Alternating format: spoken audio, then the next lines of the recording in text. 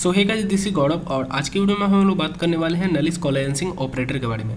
तो देखो, ये जो ऑपरेटर है ये ऑपरेटर और ऑपरेटर की तरह ही बिहेव करता है, बट ये थोड़ा सा डिफरेंट होता है और ऑपरेटर के मुकाबले। वो क्या डिफरेंस है वो तो हम आगे वीडियो में जानेंगे ही, बट सबसे पहले जान लेते हैं कि नलिस कोलेंसिंग ऑपरेटर का जो सिंबल होता है वो होता है डबल क्वेश्चन मार्क।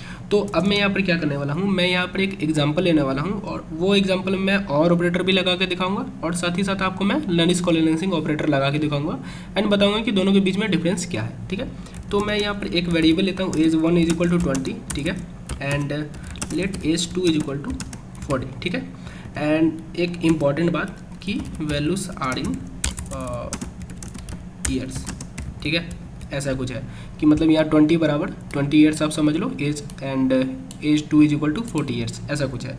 तो अभी मैं यहाँ पर एक काम करता हूँ, कंसोल डॉट लॉग करता हूँ मैं एज 1 एंड यहाँ पर मैं और ऑपरेटर लगाता हूँ एंड मैं लिखता हूँ एज 2। कंट्रोल एज जैसे मैं सेव करता हूँ, नो डाउट यहाँ पर 20 आया, क्योंकि देखो और ऑपरेटर कैसे काम करता है ना कि ये सबसे पहले वाले वैल्यू को देखता है, वो वैल्यू अगर है तो उसे रिटर्न कर देता है दूसरे वाले वैल्यू को ही, और ये नहीं जाता है।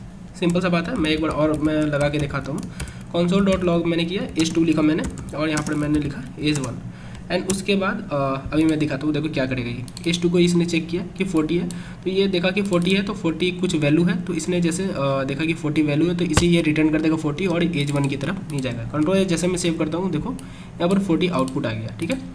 अब देखो एक कंडीशन मान लो कि जैसे एज 1 जो है ना वेरिएबल, इसमें 0 ईयर लिखा हुआ है। देखो कभी कभी आपने फॉर्म भरा होगा तो कभी कभी ऐसा होता है ना कि फॉर्म में बताया हुआ रहता है कि अगर आपकी मतलब कुछ भी है, कोई बच्चे हैं घर में और उनका एज जो है वो 6 महीना 8 महीना है, मतलब 1 साल से कम है, तो आप वहाँ पर 0 ईयर सिलेक्ट कर लो। कभी कभी ऐसा सिचुएशन आता है तो उस सिचुएशन में यहाँ पर देखो, यहाँ पर 0 एज 1 का वैल्यू हो जाएगा। तो यहाँ पर देखो आउटपुट कायदे से क्या आना चाहिए, यहाँ पर पहले वाली कंडीशन में एज 1 और एज 2 को जब हम ये और ऑपरेटर के थ्रू कंपेयर कर रहे हैं तो यहाँ पर 0 आना चाहिए, बट यहाँ पर 0 ना आके 40 आएगा। देखो कंट्रोल है जैसे मैंने सेव किया, देखो 40 आया और दूसरे वाले में जो है वो 40 आएगा ही, ठीक है। तो मैं दूसरे वाले को हटा देता हूँ, कोई मतलब नहीं रखता। कंट्रोल है जैसे सेव करता हूँ, देखो यहाँ पर 40 आ रहा है। ये क्यों आ रहा है, देखो होता क्या है ना कि जावा स्क्रिप्ट में अगर आप 0 लिखते हो, ठीक है, अगर आपका वैल्यू 0 है या नल है या अनडिफाइंड है या फिर आपका कुछ ऐसे ब्लैंक स्ट्रिंग है, ठीक है, तो इन सारे केस को जावा स्क्रिप्ट में क्या माना जाता है कि ये सभी एक समान है, मतलब कि इनमें कोई भी वैल्यू नहीं है, तो ये दूसरे वाले कंडीशन को ये रिटर्न करता है। अभी कंट्रोल है जैसे मैं सेव करता हूँ ना, देखो फिर भी ये 40 ही आ रहा है, तो इसे कोई भी ये वैल्यू का दर्जा जो है वो नहीं दिया जाता है। तो इसीलिए यहाँ पर हम नलिस कोलेंसिंग ऑपरेटर का यूज़ करते हैं। अब देखो यहाँ पर जैसे मैं नलिस कोलेंसिंग ऑपरेटर लगाता हूँ, मतलब डबल क्वेश्चन मार्क और कंट्रोल ऐसे मैं सेव करता हूँ, तो देखो यहाँ पर 0 आ गया। अब नलिस कोलेंसिंग ऑपरेटर क्या करता है कि वो बस दो चीज़ों को देखता है कि क्या मेरा वैल्यू अनडिफाइंड या नल है कि नहीं। अगर इन दोनों में से अगर कोई भी वैल्यू है तो वो एज अ उसे वैल्यू ट्रीट करता है। नहीं समझ में आया, मैं बताता हूँ। देखो अगर एज 1 जो है वो अगर अनडिफाइंड रहता ना, तब तो ये 40 रिटर्न करता है, ठीक है। अगर एज 2 जो है वो अगर नल रहता तो भी ये 40 रिटर्न करता है। ये जस्ट यहाँ पर समझो कि यहाँ पर और ऑपरेटर ही लगा हुआ है, बट थोड़ा सा ये स्ट्रिक्ट है, ठीक है। ये सिर्फ मतलब थोड़ा सा स्ट्रिक्ट नहीं है, थोड़ा सा ये डाउन है।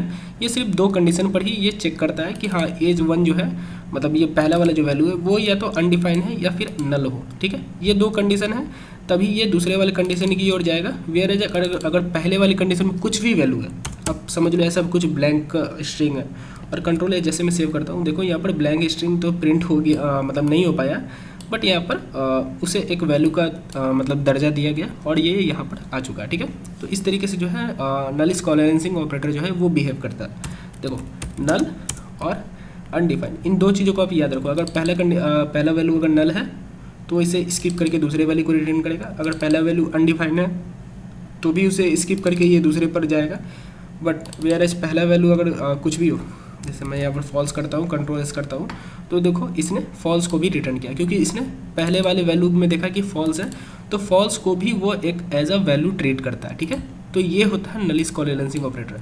सिंपल सी बात है, याद रखना अनडिफाइंड और नल, ये 2 केस अगर नहीं है ना पहले वाले में, मतलब पहले कंडीशन में अगर ये 2 केस नहीं आता है तो आपका जो भी वैल्यू होगा, चाहे फॉल्स हो चाहे कुछ भी हो, वो उसे रिटर्न कर देगा। तो ये होता है नलिस कोलेंसिंग ऑपरेटर। और आप यहाँ तक वीडियो में आ गए हो तो धन्यवाद इस वीडियो को देखने के लिए।